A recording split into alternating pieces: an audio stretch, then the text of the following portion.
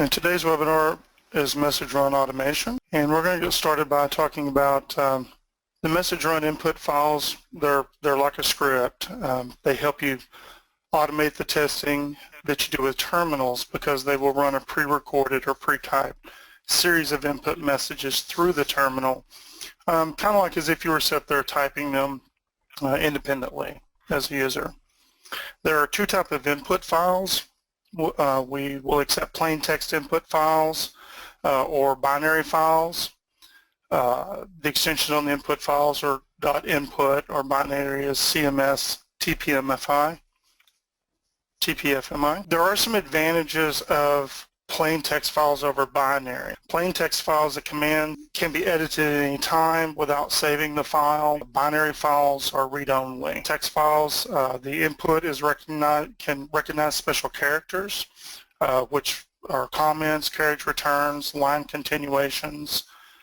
Text input files also recognize the ZGI command and ZGI CMS prefixes, which will allow commands to be directed to the VM or the CMS execs. And text input files allow you to prefix commands with which phase it belongs to, so that you can use the same input file to deliver a different set of commands depending on the phase you've selected before you actually play the input file.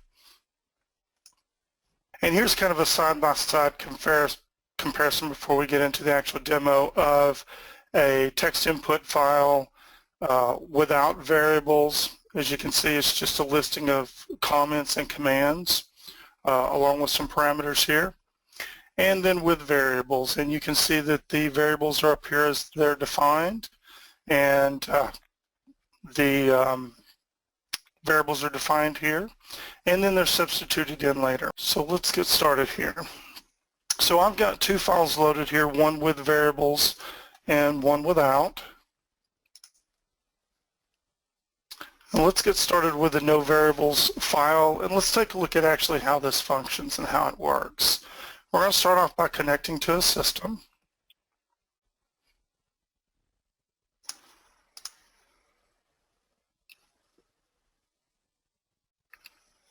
And once everything's come up and everything's ready, we're going to go to the Message tab. And I've already loaded these two in the editor. Let's just select this particular one. We're going to click the Load button in the Run Execution options. And this is going to load the file and get it ready for processing. It will always when you first load it, it'll always set the cursor on the first command. And let's take a look at these up here, these commands quickly. Step is just going to step through one at a time. You'll click it each time to step through. Play will start at wherever the cursor's at. If it's at the top, and it'll play straight through. If you've hit a break point and you're somewhere in the middle and you want to go ahead and play out the rest of the file, you can click play. Skip to cursor. If you decide you want to start, say, down at ZD stat, you can put the cursor here. Don't want a break point, but you could put a cursor here, hit skip to cursor. The file would skip these steps and go down to this cursor and start playing from that point. We've already seen the load button, and the eject button allows us to take this out of being locked into play. As such, if you wanted to play this one, you could load this one here and do the same thing. Now, there are a couple of different options for these files. First, you see that the loaded file is the no variables input. We do show that the other file is here too. The terminal that we're going to be using today will be an ALC terminal, but there are other terminals available. You just want to make sure that the commands within the file you're playing correspond to the correct terminal. We've got a couple of run modes. One is standard, which means we're just going to play straight through, starting and stopping. And then we have a pause mode, and I'll show you what the pause mode does later. And phase. Currently, right now, we are showing all phases. We do have the option to set a phase 1 or phase 2 input, and those phases get prefixed by PH1 in front of the command or PH2 in front of the command. Now, as you're playing in the phases, if you've chosen phase 1. As you can see, phase 2 will get unselected, so they won't be executed. And the same with phase 2. If you choose it, then phase 1 will be deselected and won't get processed. But let's go ahead and choose all. And also we have the ability to change control characters. And these can be control characters that you're going to put within the file to do certain things. We'll show you the message variables here shortly when we get into the message variable file.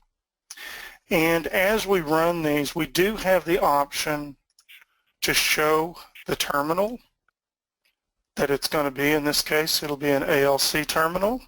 Let's just leave that on so that we can see it as we run through. And we also have the ability to log any messaging that is going to be shown in that terminal. So we can turn that on. We can set it to the terminal that we're looking at. Let's just move it over here. And so in order to play this file, we're going to come up and we're going to have the cursor setting on the first command. And let's just let it run through a straight play. So we're going to click play. And as you see, it's going to go through each of the commands. And naturally, we've got our window over here showing what's going on also. Now in this file, all of our variables are hard-coded. So as you can see, we have a couple of files that have duplicate entries. And that's where part of the message run with variables comes in handy. You can turn this message run information dialog box off just by saying, don't tell me this again. I like to leave it on because it's just kind of a reminder if I've stepped away and I come back that this has finished processing. Now, run mode standard is what we just did, and we did it without any pauses or any breaks.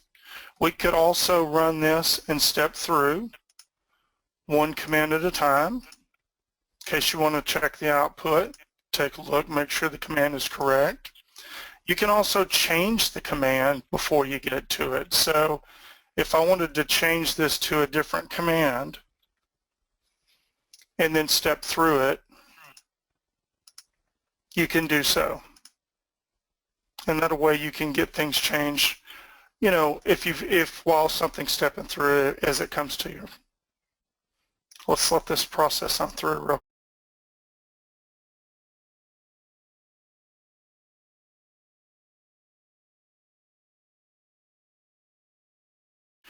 Now let's look at the pause mode. I'm going to put this back. Let's look at our pause mode. So if we sit there and we change the run mode to pause, what this does is it gives the user time as we're playing this to come over into the window itself and change the command if it didn't get changed here for whatever reason that you may need to do that. So we're going to play it. We've got our first command setting over in our ALC terminal window. And in order to get it to run to the next command, you're going to hit the enter key to accept it. And you would continually do this through. And at any point in time, you could go over and change the command in the terminal. If you want to continue on without pause, you can change this back to standard. Click back in the window to make sure that that's the window in and hit enter, and it will continue on.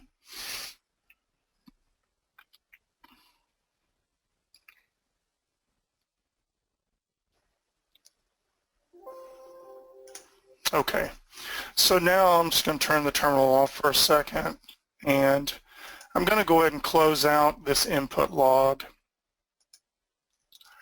And you do have the ability to save this input log. I'm not going to save it, but you do have the capabilities to do that. Now let's go back real quickly and let's look at phase. You can run phase either in standard or paused mode. Either way, it's okay. And we do this by turning on phase 1 or phase 2, whichever you have coded here. And what you're going to find is you're going to find that whenever the cursor gets to these commands, it's going to skip phase 2. So let's skip to cursor. And let's play, and you're going to see that the commands in phase 2 are going to get skipped. And the same token would happen if we were also skipping phase 1. Now this can be very handy if you've got several of these lines throughout your file. If you've got a much larger file and you need certain criteria during a certain process or a certain pass, and then you need different criteria in a different pass. That comes in real handy in turning on and off certain lines as we process. So let's jump over to our variable file now. And we can do that by clicking, we can eject this file, we can go over here and we can load this file, or we can drop down here and just switch the file and it will automatically unload this file and load up the new file. Now before we get started showing this file and how it processes, let's take a look at these variables up here that are going to get substituted. And basically what this says is the ampersand A or the CVAA variable is going to get put in right here after zTPFGI. So it'll get substituted in. We also have that down here where we've duplicated the command for this demo, and it'll get substituted here. Now this can be very handy whenever you've got the same variable repetitiously throughout the file and you want to test the file with a different variable. Maybe it's a different date, maybe you want to change some days, you want to add some days or subtract some days. It's real good to be able to do that and not have to go through and manually change all those entries.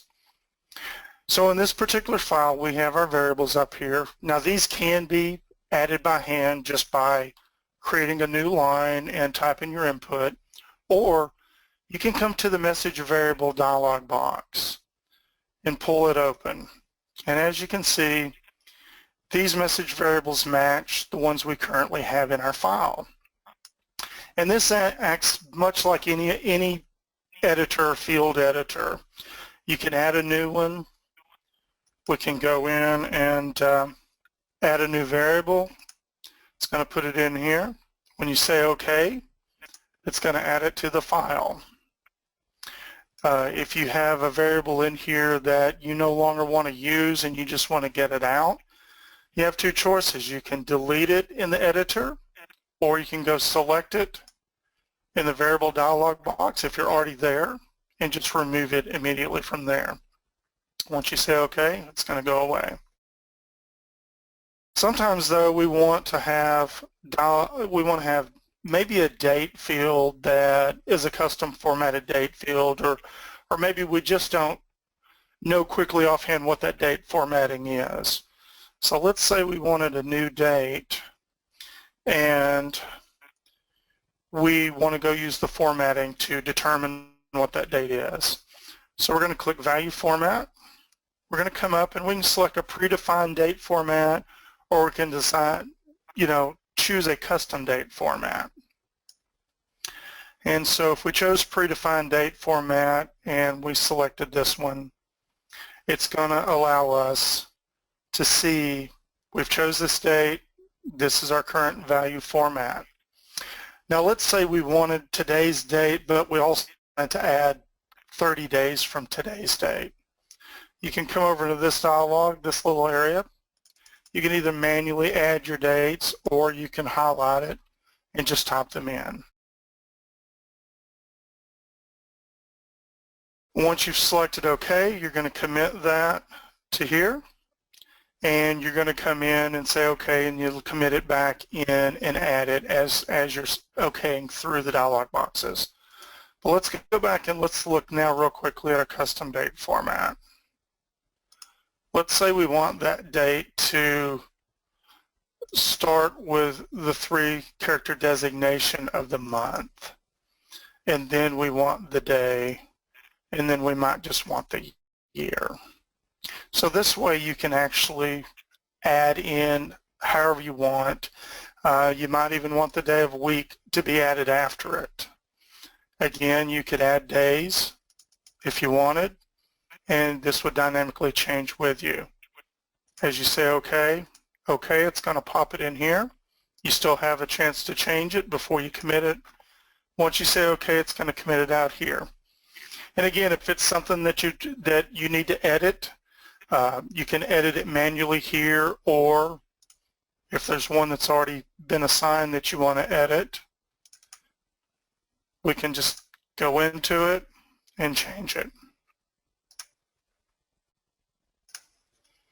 So let's see how this file works now with variable substitution. Let's go ahead and show our target terminal. And as you've noticed, this has got a couple of variable substitutions. We've got them after commands here, summer dates.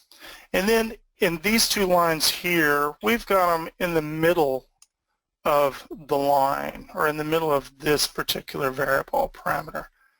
We've got them both here. So what that's going to do is this is going to take the $b variable, the day, month, it's going to plug it in here into this string, and in this case this one's going to add the date plus 4 days into this string. So let's watch how this works. So I'm just going to step through. Here's our command. As you can see in our terminal window, it changed the date 01 June on the fly. And here we can see it changed it to 05 of June. Our ZDPad, it shows here how we've substituted in CVAA for the $A. And we've substituted in our CIAA variable for the $1. Let's go ahead and just let this play out. Now at any time, if you come in and you decide you want to change a variable, you can before you get there. So if you come up with something and you've thought up something, you say, hey, I've got to stop and change that variable, go ahead and pause the run, and then continue on.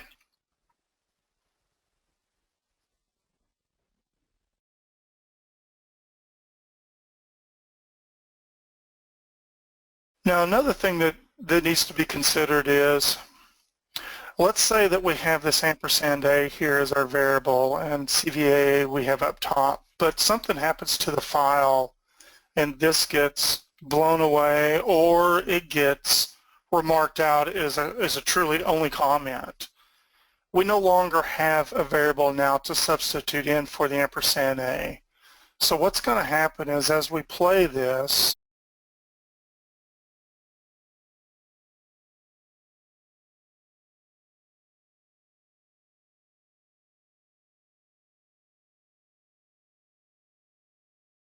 what happened here was it actually substituted in the exact text that was typed here. So in this situation, if you get an invalid or you get a result that doesn't match up to what you were expecting, go back and make sure that you actually do in fact have that variable in the file.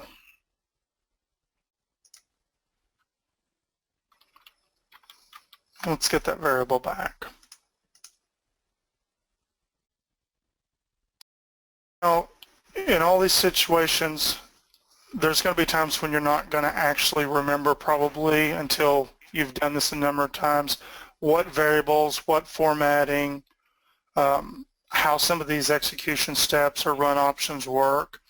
And in that scenario, we do have a very good help for this. Just come over to the right, click the help button. You will get in screen help. And down at the bottom is a message run section with everything that we've talked about today, plus probably some additional things. How to use it, how the substitution works, and some of the formatting that goes along with that substitution. And Vala, with that, our demo is complete. We're ready for questions. Great, thanks, Steve. Okay, so are there any questions on this topic? Please just either click the hand button or drop us a comment. Vaila, this is Lokesh. Yep, hi, Lokesh. There is a question from Patrick. Where are log files saved when turn on off message log is on? When you turn on the message log, where are the log files saved? I think the answer to that, I mean, if you don't mind me answering, Steve, No, go ahead. is that when you turn it on, we actually create a file. If you see when Steve first turned it on, what happened was we actually created a file and opened it in the editor. So I think that from that point you can save it actually to wherever you want it saved. But I actually have somebody who's more of an expert than me on this, who can maybe provide a fuller answer or perhaps correct me if I'm wrong. Let me just unmute him. Naveen, could you go ahead and answer that, please? That'd be great, thanks. Yes, Vaila. So we have some customers who is using zTPFGI on their local machines and few use through Citrix. So people whoever is using on their local machines, you have option to save on your laptop or the desktop, I can say. And also you can also save those log files even on the Linux box. So when you do Control S or you use the option save at the top, so you would give user would be asked where the user wants to store this file. Great, thanks a lot. So you can either choose the PC or the host. When I say host, yeah. Right. So you have two options, PC files and host files, and not like when you turn on, it's like when you're doing a save, that is when you determine whether you want to save it in the host file, in the host, or you wanted to save it on the PC. When you're saving, that is when you can decide it.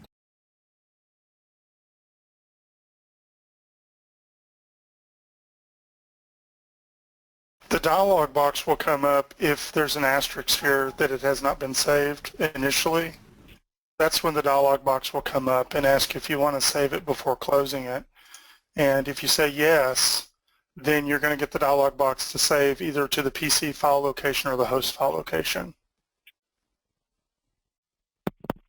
I actually do have a question. I had my message log question answered. I see that it just creates like a temporary file, and then when you go to save it, then you can save it on your PC or your host drive or whatever you want to do. Is it possible to screen scrape text and use that in variables? In the sense like you run an input and it spits out some output, and then you can screen scrape and then plug that into, say, ampersand B variable, and then, based on what the output was on an input. I think that would require a little bit more. I think if you got those variables and you created just a text file that you would have copied and pasted into this, probably so, if I'm answering it correctly.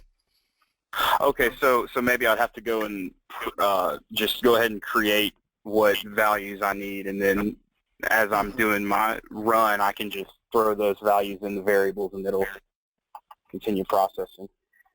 Okay. Yes, because our file looks at the header up here at the very first of the file to read off what those variables are going to be that get substituted in later on. Okay. And there's no, I'm going to go ahead and guess that you don't have to worry about any, EBCDIC or, what is it, UTF-16 conversion or anything like that. It's all written as EBCDIC. You don't have to worry about that at all. I'm not sure about that. Vala, can you answer that one?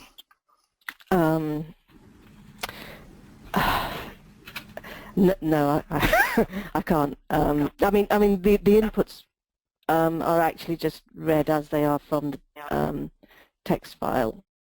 So it just picks like it's just a substitution, Viola? Yeah. Basically, what it's doing is whatever you can type in the command line at the ALC terminal, you can put in here, you're going to read it back that same way and put it in there. Okay, that's great. I can see another question. Is there a way to log capture inputs from the ALC terminal such that they can be saved as an input file, then run as an input file? I think that this is something that we're actually working on to include as a feature. So I think that's a case of watch this space, and we'll be trying to do that, I think.